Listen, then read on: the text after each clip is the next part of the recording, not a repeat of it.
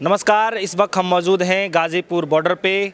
किसान आंदोलन को जो है चलते चलते 1 साल से ज़्यादा वक्त हो चुका है। हालांकि खबर ये चल रही हैं कि महज कुछ दिनों के बाद जो है किसान अपने घर लौट कर चले जाएंगे। और ख़बर ये भी चल रही हैं कि कल 32 ऐसे जो किसान हैं जो कि सिंधु बॉर्डर पे अपनी मीटिंग किए थे, उसके दौरान ये बताया जा रहा है कि 1-2 दिन के बाद जो घर चले जाएंगे, यानी कि 1 दिसंबर को बड़ा फैसला लिया जाएगा और उस फैसले के तहत हो सकता है वो घर चले जाएँ। हालाँकि गाज़ीपुर बॉर्डर पर मौजूद हैं प्रदेश अध्यक्ष हमारे साथ जो है जादौन जी मौजूद हैं। इनसे बातचीत करेंगे कि किसानों की जो है बिल, कृषि कानूनों की वापसी के साथ साथ जो है और क्या मांगे रह गई हैं जो किसान भाई अभी तक जो है दिल्ली के तमाम बॉर्डरों पे डटे हुए हैं। चलिए सीधे रुख करते हैं जादौन जी से। सर, सबसे पहले आपका स्वागत है DS4 न्यूज़ में। कैसे देखते हैं सर कि बिल वापसी के बाद जो है लोगों के मन में ये सवाल चल रहा है कि किसान अब क्या चाहते हैं, अब किस चीज़ की मांग कर रहे हैं? किसान क्या चाहते हैं ये आंदोलन की शुरुआत से पूरा देश जानता है और पूरी दुनिया जानती है। और धन्यवाद दूंगा मीडिया का और ख़ासकर सोशल मीडिया का कि आपके माध्यम से ही पूरे देश ने जाना। अलग से कोई भी चीज़ हम लोगों की नहीं है। जिस दिन हम लोग आंदोलन को आए थे उस दिन भी 3 कानून वापसी और MSP पे कानून, किसान क्रांति गेट यूपी लिखा हुआ है, दर्ज है वहाँ पर, सरकार के रिकॉर्ड में है। जब इनको पहली बार मेमोरेंडम दिया गया तब भी यही बात कही गई थी। पहली वार्ता जब टेबल पे बैठकर सरकार से हुई तब इन दोनों बातों पर हुई। और जहाँ तक हम लोगों का सवाल है, भारतीय किसान का सवाल है, हम लोग इस नारे के साथ ही आंदोलन शुरू किए थे। बाबा टिकैत ने 86-87 में जब संगठन का शुरुआत की तब उन्होंने कहा था कि सन 67 को आधार वर्ष मान करके फसलों के दाम तय किए जाएं। सन 67 को आधार वर्ष के माने ये था कि जब उस समय जितनी किसान की फसलों का रेट था और जितनी तनख्वाहें थी और अन्य चीज़ थे, सोना था, पेट्रोल डीजल था, जिनके जो रेट थे वो जिस रेशियो में आज बढ़े हैं उसी रेशियो में किसान की फसलों के रेट बढ़ा दिए जाएं। वो हमारी MSP का एक देहाती संस्करण था, जो विस्तार पूर्वक संस्करण था। और हम धीरे धीरे इस मांग को हमेशा करते रहे। और जब चाहे गवर्नमेंट केंद्र में कांग्रेस की रही हो, चाहे 7 साल से इनकी हो, ये अपना रिकॉर्ड उठा के देख लें। जितने मेमोरेंडम हमारे गए सारे में MSP पे कानून लिखा हुआ है। तो अगर ये सरकार ये फैलाना चाहती है और कुछ सरकारी मीडिया ये फैलाना चाहती है कि किसानों ने जो नया फंडा लेकर के आए, तो वो तो अपने किए कोई जो उन्होंने जिस पे डिबेट की है, जिन्होंने हमको बैठा के बातचीत की, वो अपने किए को मेटना चाहते हैं। और एक उदाहरण दूंगा, क्योंकि इस बात को समझ देंगे आप, क्योंकि इस बात को मुझे बड़ा क्लियर कहना है। एक और उदाहरण देंगे। एक बार सरकार ने कहा कि हमने किसानों की 50% मांगे मान ली। देश बड़ा आश्चर्य में पड़ गया कि भाई 50% मांगे कौन सी थी। पूछा गया तो माननीय मंत्रियों ने कहा कि किसानों की 4 मांगे थीं।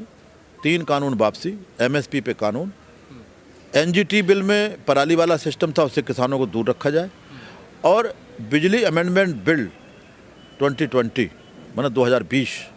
ये तो हमने पराली वाले मुद्दे से किसान को अलग कर दिया और 2020 जो हमारा बिजली बिल था उसको हम नहीं लाएंगे, निरस्त कर दिया। तो हमने 2 मांगे मान ली। अब इनकी 2 मांगे रह जाती हैं, MSP और 3 कानून। इन पे बैठ के वार्ता करेंगे। तब सरकार को नहीं लगता था कि MSP हमारी मांग है। आज 3 कानून वापसी के बाद हमने अगर MSP की बात कही कि हमारी एक बात रह गई, महत्वपूर्ण बात रह गई, तो कह रहे कि ये नया फंडा लेकर के आए। ये तो सरकार ने स्वीकार किया था फंडा जी। लेकिन जादौन जी, कुछ लोगों का, विशेषज्ञों का भी यही कहना है, जो अर्थशास्त्री उनका भी मोस्टली यही कहना है कि अगर MSP पे कानून बना दिया जाता है तो देश के हालात जो है गड़बड़ा जाएगा, लोग बाग जो है पहले से ज़्यादा भूखमरी पे आ जाएंगे। क्या ऐसा सच है? देखिए, हम देश के अर्थशास्त्रियों से कहना चाहते हैं कि अगर आप देश के अर्थशास्त्री हो तो एक बार गाजीपुर बॉर्डर आ जाओ, सिंघू बॉर्डर आ जाओ। किसी बॉर्डर पे जाने में शर्म लगती हो, कोई जगह बता दो, हम लोग पहुंच जाएं।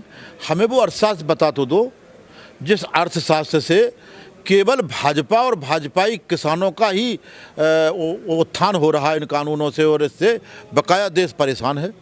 हमें बता दें भाई। एक फंडा है कि इससे उनका कहना है कि इससे महंगाई बढ़ जाएगी, गरीब आदमी का भोजन महंगा हो जाएगा। हम आपके माध्यम से बेहद मजबूत तर्क, मैं भी इकोनॉमिक्स में हूँ, ऐसा नहीं है, हमें कोई बताए हिंदुस्तान में 2 चीज़ें ऐसी हैं जिनका संरक्षण होना बेहद जरूरी है। एक उपभोक्ता और एक उत्पादक। जो पैदा कर रहा है उसका संरक्षण होना चाहिए ताकि वो उत्पादन जारी रखे। एक उपभोक्ता उसको ज़रूरत की चीज़ें सही रेट पर मिलती रहें और उस पर लोड ना पड़े, उसकी कमर न टूटे। खाद्य पदार्थों में जहाँ एग्रीकल्चर सेक्टर है वहाँ पर उत्पादक है किसान। किसान से हम एक उदाहरण सीधा दे दें, ज़्यादा लंबा आपका वीडियो नहीं करें। हमारा 1975 में गेहूँ खरीदा गया, सरकार ने गेहूँ खरीदा हमारा 1975 में। वो भी खाद्यान्न है, उसका भी आटा बनेगा। मान के चलें खुले में क्या है रेट आटे का, कोई खरीद मान लें 25 रुपये है। 1975 रुपये का खरीदे गेहूं के आटे का मूल्य 25 रुपये है। वही गेहूं खरीद केंद्र के बाहर मंडियों में 1400-1500 रुपये खरीदा गया। सरकार 6% ही खरीदती है किसानों से, ये शांता कुमार जी ने कहा, जो मुख्यमंत्री रह चुके भारतीय जनता पार्टी के, और इस गवर्नमेंट के फॉर्म में आने के बाद वो समिति बनी थी 2015 में। 94% किसानों का माल हम मान लें कि इसमें इजाफा कर दें, एक बहुत बड़ा उत्पादक का जो तबका है वो लुटता है 14 से 1500 रुपये में। जो 14 से 1500 रुपये में गेहूं खरीदा गया, वो खरीदने वालों से सरकार ये पूछे ये तुमने खरीद करके कहाँ रखा, इसको कितने में बेचा, या इसका जो आटा बना वो क्या दो भाव हैं आटे के। हमारा गरीब मजदूर किसान साथी जब खरीदने जाता है तो उससे कहा जाए कि ये 1975 रुपये का गेहूं था इसलिए इसका 25 रुपये रेट है, ये हमने 1400 रुपये में ख़रीदा था इसलिए इसका 1800 रुपये रेट है, 1900 रुपये रेट है। अगर ये कर दें तो हम मान लेंगे कि ईमानदारी से खरीद हो रही। इससे एमएसपी को लागू करने से सरकार पे बर्डन नहीं पड़ेगा। एमएसपी पे लागू होने से दलालों का, सरकारी जेब कतरों का स्वाहा हो जाएगा। मतलब क्यों? आम नागरिक पे कोई फर्क नहीं पड़ेगा एमएसपी लागू होने से। 20 सेकंड दें प्लीज़, मैं बहुत क्लियर कर रहा हूँ। जब एमएसपी हो जाएगी तो जो लोग 14 से 1500 रुपये में लूटने वाले लोग हैं उनको मजबूरी में 1975 खरीदना पड़ेगा, जिससे किसानों का संरक्षण हो जाएगा, किसान बचा रहेगा। और 140 करोड़ जनता जो हो रही है आज देश की, कभी 40 और 43 करोड़ जनता थी तब ये देश भूखों मरता था, विदेशों से खाद्यान्न मंगाता था। आज लगभग 140-143 करोड़ जनसंख्या है। किसानों का पुरस्वागत है जो गवर्नमेंट सीना ठोक कर कहती है कि हम भूखा नहीं मरने देंगे। किसी फैक्ट्री में गेहूँ नहीं बनेगा, किसी वैज्ञानिक की ताकत नहीं, परख नली में टेस्ट ट्यूब बेबी तो बनेगा, पर गेहूँ नहीं बना सकता, चावल नहीं बना सकता। ये किसानों की फैक्ट्री में बनेगा तो किसानों का संरक्षण हो जाएगा। और उपभोक्ता को तो 25 रुपये में खरीदना ही है गेहूँ, चाहे 1400 रुपये का हो चाहे 2000 रुपये का हो, तो उस पर तो लोड पड़ा नहीं, उस पर तो लोड पड़ेगा नहीं। क्या नुकसान हो? अगर हमारे उपभोक्ता भाई पे लोड पड़ रहा हो, जो 1400 रुपये के रेट का बिकने वाला गेहूँ अगर इसको फिक्स कर देंगे तो वो भी 25 बिक जाएगा, तो उसको दिक्कत है। या तो सरकार ये करे कि जिस रेट में जो चीज़ खरीदी जाएगी वो रेट इतने % फ़ायदा लेकर के बेची जाएगी। ऐसा नहीं है कि नासिक से 3 पैसे प्रति किलो प्याज चलता है किसान के खेत से, और दिल्ली में आके 300 रुपये किलो प्याज बिकता है। 3 पैसे और 300 रुपये किलो के बीच का भाग उपभोक्ता ने खरीदा 300 रुपये, उत्पादक ने बेचा 3 पैसे प्रति किलो। बीच का भाग कौन खा गया? वो स्टॉकिस्ट खा गए, वो व्यापारी दलाल खा गए जो सरकारी संरक्षण में रहते हैं। सरकारें किसी की भी हों, हम नहीं कहते किसी पार्टी की सरकार, जिस पार्टी की सरकार रही हो ऐसे बेईमान लोग उन पार्टियों की सरकारों में संरक्षण पाते रहे। इसलिए मैं कहना चाहता हूं कि एमएसपी लागू होने से केवल दलाल बेईमान माफियाओं के ऊपर गाज पड़ेगी, ना तो उत्पादक पे कोई दिक्कत पड़ेगी ना उपभोक्ता पे पड़ेगी, क्योंकि उपभोक्ता को तो मारा जा रहा। हमारा 1100 रुपये में 800 रुपये में खरीदा जा रहा मक्का, और किसी मॉल में चले जाओ तो 250 रुपये किलो बिक रहा। कौन सा फंडा है ये? लेकिन ऐसी स्थिति में जब आप लोग एकदम एमएसपी की मांग को लेकर के बैठ जाएंगे, एमएसपी के लिए ही चाहिए सब कुछ, तो उसको लेकर के सब कुछ एमआरपी पे ही सब कुछ जब तय हो जाएगा तो अमूमन जो है गरीब जनता को फिर तो ज़्यादा महंगा झेलना पड़ेगा। बिल्कुल नहीं, हम फिर वही बात कह रहे हैं। आप समझें, आप बुद्धिमान लोग हैं, आप हमारी बात को सही तरीके से रखें। हम ये कह रहे हैं कि एमआरपी पे हम एमआरपी कहाँ बढ़ाना चाहते। हमने आपसे कहा कि 1500 रुपये का आटा और गेहूँ का आटा और 2000 रुपये किलो के गेहूँ के आटा के दो भाव अगर हो मार्केट में तो बता दो। जब 1500 रुपये वाला भी 2500 खरीदना है हमारे उपभोक्ता को और 2000 वाला भी 2500 रुपये में खरीदना, तो फिर उत्पादक को क्यों नुकसान हो? उत्पादक का 2000 बिकना चाहिए। अच्छा जादव जी, मैं आज सर्च कर रहा था तो इस पे एक मुझे नोट्स मिला उसमें कि बताइए जा रहा है कि वर्तमान में जो केंद्र की जो सरकार है ये बताया जा रहा है कि करीब 23 फसलों पे जो एमएसपी देता है। तो क्या ये बात सच है कि किसानों को जो 23 फसलों पे एमएसपी आज भी जारी है केंद्र की? 23 फसलों पर एमएसपी घोषित कर रखी है, 23 फसलों पे देते नहीं हैं, क्योंकि कुल उत्पादन का कुछ अंश ही ये खरीदते हैं। आप देखें, ये केएमपी रोड है आपका, दिल्ली से हरियाणा को जा रहा, इस पर आप कभी भी चले जाएं कैमरा लेकर के, और जो ट्रक निकल रहे हैं, जो ओवरलोड ट्रक हैं, बोरे भरे, उनसे पूछिए, ड्राइवर से केवल इतना पूछना, भाई इसमें क्या है, वो बताएगा धान। कहाँ से लाए? पूर्वांचल और बिहार से। कहाँ ले जा रहे? हरियाणा और पंजाब। हरियाणा पंजाब से धान बिहार यहाँ जाएगा, जो वहाँ पर 1100-1200 रुपये में धान खरीद करके यहाँ ले जाया जा रहा है।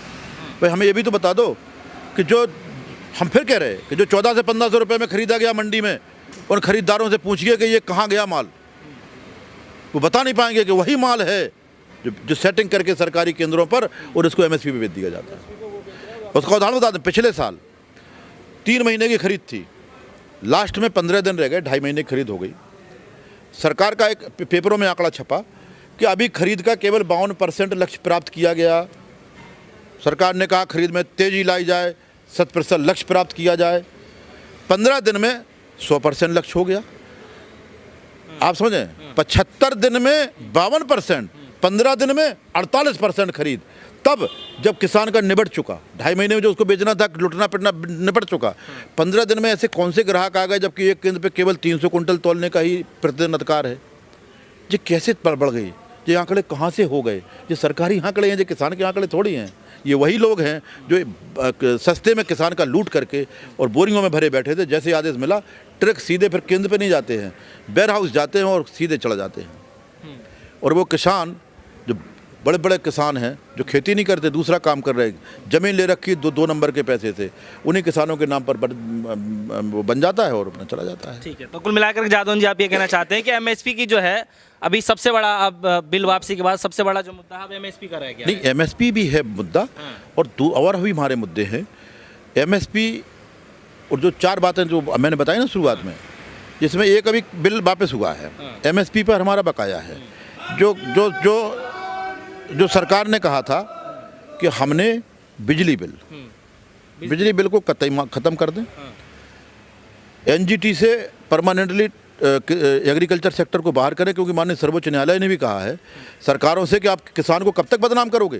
ठीक है, प्रदूषण में एग्रीकल्चर से केवल 2% हिस्सा आता है, तो माननीय सर्वोच्च न्यायालय ने फटकार लगाई है, उनको परमानेंटली बंद कर दें। फिर ये 4 मेरे मुद्दे थे।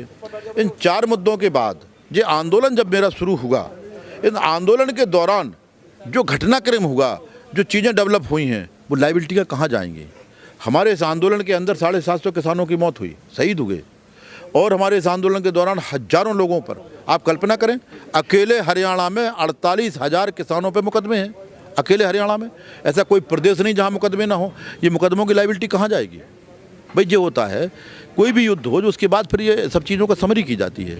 ये तो सरकार, अगर हमारी यही बात, जब 3 कानून वापसी ही करना थे तो शुरुआत में कर लेते, मेरे 750 किसानों की लायबिलिटी इस आंदोलन पर ना जाती, मुकदमों की ना जाती, तो ये भी तो करना पड़ेगा। उनके नेता तो अब इस बात को लेकर के ये कह रहे हैं कि ये तो वो वाली बात हो गई कि जब खाना बनाने गए तो खाना बन के तैयार, तो कह रहे हैं कि किसानों ने हमसे पूछा नहीं, फिर रो रहे हैं। और जब सब कुछ बन के तैयार हो गया तो उसी खाने को लेकर के सामने परोस दिया, तो फिर कह रहे हैं कि देखो, सबसे बड़ी बात एक ये है कि सरकार, जिस जनता ने इसको चुना, और सरकार में जाने के बाद वही लोग उसको झूठा साबित करने लगे हैं, गुमराह करने लगे हैं।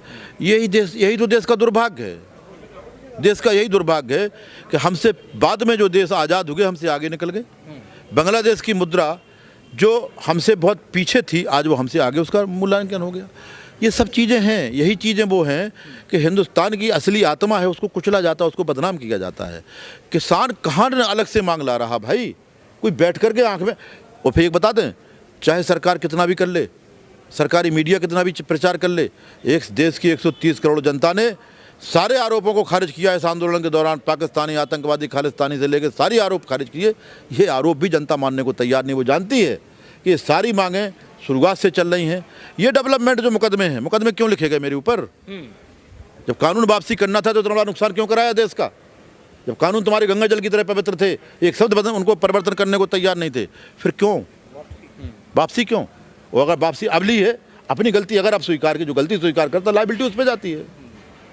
ये कानून वापसी के बाद एमएसपी पे कानून और मुकदमे वापस और शहीदों को सम्मान, ये बेहद ज़रूरी है, सरकार अच्छी तरह जानती तो है। एमएसपी और शहीदों का सम्मान, जितने किसान भाई शहीद हुए हैं और साथ ही साथ में जिनके मुकदमे लगाए गए हैं वो वापसी की मांग आप लोग कर रहे हैं। लेकिन इसी बीच खबर तो सर ये चल रही है कि सिंघू बॉर्डर पे जो 32 ऐसे किसान जो हैं वो बातचीत आपस में कर रहे थे, बोल रहे थे कि 1 तारीख के बाद जो है कुछ बड़ा फैसला लिया जाएगा, और ये भी सहमति जताई जा रही है कि जो पंजाबी किसान हैं वो शायद वापस चले जाएंगे, ऐसा कुछ चल रहा है। देखिए, जो मीडिया में खबरें चल रही हैं, कहीं ना कहीं आपके भी सूत्र होते होंगे। हमारी जो जत्थेबंदियाँ हैं वहाँ पर, उनकी मीटिंगें हमेशा चलती रहती हैं। हम लोगों की जो एसकेएम की मीटिंग है, संयुक्त किसान मोर्चे की अधिकृत मीटिंग है, वो 4 तारीख को है। 4 तारीख को मीटिंग होगी। फिर हमारे जो हरियाणा के लोग हैं वो अलग मीटिंग करते रहते हैं, पंजाब के साथी अलग मीटिंग करते रहते हैं, तो उनकी मीटिंगें चल रही हैं, वो अपना एनालिसिस कर रहे हैं। लेकिन वो इस बात पर हमारी कल ही बातचीत हुई है, इस बात पर वो एडामेंट है कि संयुक्त किसान मोर्चा यूनाइट है, कोई छोड़ के नहीं जाएगा। हम एमएसपी पे भी बराबर से लड़ाई लड़ेंगे, हम मुकदमे वापसी की भी लड़ाई लड़ेंगे, हम शहीदों के सम्मान की भी लड़ाई लड़ेंगे। सारे लोग तैयार हैं, कहीं कोई भ्रम नहीं है। आपके महत्वपूर्ण चैनल के माध्यम से मैं पूरे देश को बताना चाहता हूं, गुमराह होने की ज़रूरत नहीं है। सारे नेता एक यूनाइट हैं, एक साथ हैं, कोई छोड़ के जाने वाला नहीं है। हम सम्मानपूर्वक यहाँ से जाएंगे। सरकार को चाहिए वार्ता की टेबल पर एक बार लौटे, आमने सामने बैठ के हमसे बात करे। बातचीत के दौर में जब बैठते हैं तो बहुत सारी चीज़ें नरम गरम हो जाती हैं और समाधान हो जाते हैं। तो जो सही तरीका बातचीत का, अहंकार छोड़े, सरकार आए, वार्ता के टेबल बैठे और इन समस्याओं का समाधान। किसान कमेटी बनाई गई थी सरकार की तरफ से, और उससे पहले जो है तीनों कृषि कानून जो है बिल वापसी भी हो गई है, तो कमेटी पे क्या नहीं लगता आपको, विश्वास नहीं है कि उसमें भी जो कुछ एमएसपी वाला कुछ बातचीत चलेगा आगे और किसान भाई अपने घर चले जाएं? इस तरीके की खबरें चल रही हैं, तो आपके मन में ऐसा क्या चल रहा है? देखिए, किसान कमेटी, कहना और करना 2 चीज़ें होती हैं। इसीलिए सरकारों, किसानों ने, अब एक जो नारा चलता था बहुत बड़ा देश के अंदर कि जो किसान की बात करेगा वो देश पे राज करेगा, इस आंदोलन ने, किसानों ने इस नारे को नकार दिया, बदल दिया, इसको ख़त्म कर दिया। नया नारा आ गया कि जो बात करेगा वो नहीं चलेगा, जो किसान के काम करेगा वही देश पे राज करेगा। क्योंकि बातें कर करके 7 साल में पेट फाड़ दिया लोगों का, इतनी बातें की। तो अब काम करना पड़ेगा। समिति बनाने वाली बात कहाँ है? समिति, 2 समितियाँ 2011 में माननीय मोदी जी जब गुजरात के मुख्यमंत्री हुआ करते थे, तब इसी एमएसपी पर मुख्यमंत्रियों की, सारे मुख्यमंत्रियों की कमेटी बनी थी, उसमें आप भी थे। माननीय मोदी जी ने कहा था उस समय कि जब तक एमएसपी पे कानून नहीं बन जाएगा तब तक हिंदुस्तान के किसान का भला नहीं होगा। मुख्यमंत्री रहते हुए ये बात करोगे, प्रधानमंत्री रहते हुए दूसरी बात करोगे, व्यक्ति एक ही है, मानक 2 हैं, ये चरित्र देश बर्दाश्त नहीं करेगा। उनको आना, वही कमेटी कर दे।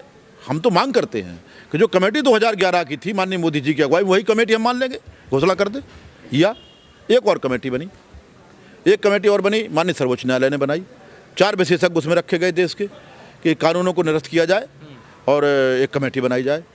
4 लोगों की कमेटी में जब उनके नाम निकल के आए तो वो चारों लोग वही थे जो इन कानूनों को बनवाने के जिम्मेदार थे, इनके पक्षधर थे। जब किसानों ने उनका विरोध किया तो एक मान साहब थे उसके पंजाब के, उन्होंने मारे शर्मिंदगी के, जब उनकी जत्थेबंदी ने उनको निकाल के बाहर कर दिया, सस्पेंड कर दिया, तो उन्होंने इस्तीफा दे दिया था। जब कोई कमेटी से कोई इस्तीफा दे के जाता तो स्वतः भंग हो जाती है। चौथे आदमी की नियुक्ति नहीं हुई, 3 आदमियों की कमेटी रह गई। फिर भी उस कमेटी ने जो सिफारिशें दी वो अभी तक नहीं आई, और फिर उसी कमेटी का व्यक्ति, उसकी सिफारिशें ओपन नहीं हुई हैं, और उसी कमेटी का व्यक्ति जो महाराष्ट्र से है वो कह रहा खुलकर के हम इन कानूनों के पक्ष में आएंगे। जो व्यक्ति खुलकर कानूनों के पक्ष में एक मुहिम चलाने वाला हो, उसे रिपोर्ट क्या दी होगी? ये तो कल्पना की बात है। तो ऐसे लोगों की कमेटियों को हम लोग नहीं मानते। सरकार अगर कमेटी की घोषणा करना चाहती है तो मैं बताता हूँ, हमने 4 दिन पहले सिंघू बॉर्डर पर संयुक्त किसान मोर्चे की जो कोऑर्डिनेशन कमेटी की मीटिंग थी, उसमें मैं अध्यक्ष चुना गया था उस दिन। तो मैंने प्रेस वार्ता में कहा था कि सरकार को 2 चीज़ें करना पड़ेंगी। आकाशवाणी से काम नहीं चलेगा, टीवी पे आकर कोई आकाशवाणी आप करेंगे, ये देश स्वीकार नहीं करेगा। अगर आपको किसानों से बातचीत करना है तो टेबल पर आइए, और काम करना है तो सदन में जाइए। सदन चल रहा, हाउस चल रहा है। गए, 3 कानून वापसी का काम किया, अच्छा काम किया, और किसानों से बातचीत करना तो टेबल पर आए, ये हम आपको बता रहे हैं। तो अगर कोई कमेटी बनाना है एमएसपी पर, सदन में जाएं और वहाँ घोषणा करें अधिकृत रूप से प्रधानमंत्री जी कि हम एमएसपी पे कानून बनाने के लिए सैद्धांतिक रूप से तैयार हैं, लेकिन इसका स्वरूप क्या होगा, इसका क्राइटेरिया कैसे लागू होगी, इसके लिए एक हम कमेटी बनाएंगे। कमेटी की जो सिफारिशें होंगी उनको हम देश पर लागू करेंगे, और उस कमेटी की सिफारिशें कब तक आएंगी इसके लिए एक टाइम लिमिट कर दें, हम लोग स्वीकार कर लेंगे। ठीक है जादौन जी, एक सवाल है मेरा कि एक बात बताइए कि जनता ये जानना चाहती है कि 700 से ज़्यादा जो किसानों की शहादत हुई है, क्या इस वजह से कृषि कानूनों को वापस लिया गया है या आने वाले समय में चुनाव है उसको लेकर के इतना बड़ा निर्णय लिया गया? देखिए, चुनाव आते जाते रहते हैं। चुनाव से इस आंदोलन का कोई मतलब नहीं था। जब हम इस आंदोलन में आए तो कोरोना जैसी महामारी तो थी, लेकिन ना तो चुनाव थे ना कोई बात थी। हाँ, इतना ज़रूर है कि विश्व का सबसे बड़ा आंदोलन चल रहा है। इस सृष्टि में इतना बड़ा आंदोलन किसानों का कभी नहीं चला, आज चल भी रहा है। इतने बड़े घटनाक्रम में जो भी कार्यकलाप होंगे देश में, वो इससे प्रभावित तो जरूर होंगे। अब अगर चुनाव होंगे तो इस आंदोलन का प्रभाव जरूर जाएगा। पिछले जो चुनाव इस आंदोलन के दौरान हुए उन पर भी प्रभाव देखने को मिला।